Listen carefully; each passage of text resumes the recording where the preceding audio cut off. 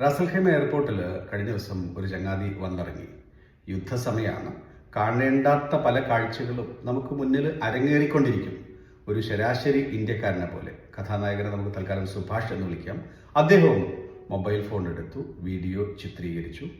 കഥ കഴിഞ്ഞു. പുള്ളിയെ കാണാതെ ബന്ധുക്കളും സുഹൃത്തുക്കളും എല്ലായിടത്തും അന്വേഷിച്ചു. തെരഞ്ഞ് ഷാർജ ഇന്ത്യൻ അസോസിയേഷനിലെത്തി. ഒടുവിൽ ഇന്ത്യൻ കോൺസുലേറ്റിലും പരാതിയുമായി ചെന്നു. ഇന്ത്യൻ കോൺസുലേറ്റിന്റെ കൂടി അന്വേഷണത്തിൽ കാര്യം മനസ്സിലായി. ദേശസുരക്ഷ, നാഷണൽ സെക്യൂരിറ്റി എന്ന വകുപ്പ് ചുമത്തി ആളിപ്പോൾ അകത്താണ്. ഈ ഒരു യുദ്ധം നടക്കുന്ന സമയത്ത് ഓരോ രാജ്യത്തിനും ആ രാജ്യത്തിന്റെ അതിർത്തിയും ഡിഗ്നിറ്റിയും കാത്തു സൂക്ഷിക്കാൻ വേണ്ടിയിട്ട് പലതരത്തിലുള്ള നിയമങ്ങളും നടപ്പാക്കും. ദേശസുരക്ഷയെ ഇപ്പോൾ നമുക്കെങ്ങനെ ചോദ്യം ചെയ്യാൻ സാധിക്കും? അതിലൊക്കെ നമുക്ക് ലിമിറ്റേഷൻ ഇല്ലേ എന്നാണ് ഇന്ത്യൻ കോൺസുലേറ്റ് പോലും ചൂണ്ടിക്കാണിക്കുന്നത്. ഈ സമയത്ത് യുഎയിലെ എയർപോർട്ടുകൾ വഴി നാട്ടിലേക്ക് പോവുകയോ അല്ലെങ്കിൽ നാട്ടിൽ നിന്ന് ഇവിടുത്തെ എയർപോർട്ടുകളിലേക്ക് വരികയോ ഒക്കെ ചെയ്യുന്ന റെസിഡൻസ് വിസക്കാരെയും ഒപ്പം ഇവിടുത്തെ നിയമങ്ങളെക്കുറിച്ച് കൃത്യമായ ധാരണയില്ലാത്ത വിസിറ്റ് വിസക്കാരെ എല്ലാം ഓർമ്മപ്പെടുത്തുകയാണ്.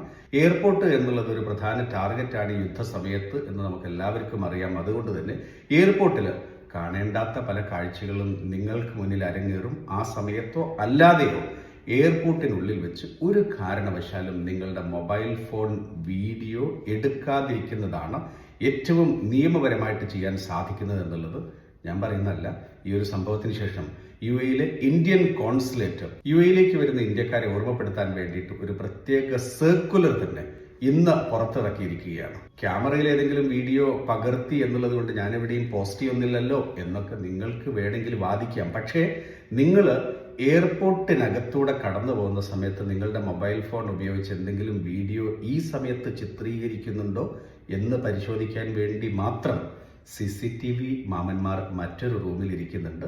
നിങ്ങൾ നിങ്ങളുടെ മൊബൈൽ ഫോണിൽ വീഡിയോ പകർത്തി എന്നറിയുന്ന നിമിഷം തന്നെ സെക്യൂരിറ്റി നിങ്ങളെ സമീപിക്കാനുള്ള സാധ്യത വളരെ കൂടുതലാണ്. അതാണ് നമ്മുടെ കഥാനായകൻ സുഭാഷിന് സംഭവിച്ചിട്ടുള്ളത്. ഇത് യുഎയിലെ മാത്രം സംഭവമല്ല. ഖത്തറിലും ഏതാണ്ട് 200ഓളം പേരാണ് ഇതുപോലുള്ള സമാന കുറ്റകൃത്യങ്ങൾ ചെയ്തു എന്നുള്ള ആരോപണത്തിൽ ഇപ്പോൾ ജയിലിൽ കഴിയുന്നത്. കുവൈറ്റിലും സൗദി അറേബ്യയിലും തന്നെ ആളുകൾ ജയിലിൽ കഴിയുന്നുണ്ട്. ഓരോ രാജ്യത്തും ചെല്ലുന്ന സമയത്ത് ലോ ഓഫ് ദ ലാൻഡ്, ആ നാട്ടിലെ നിയമം പാലിക്കാൻ വേണ്ടിയിട്ട് ശ്രമിക്കുക.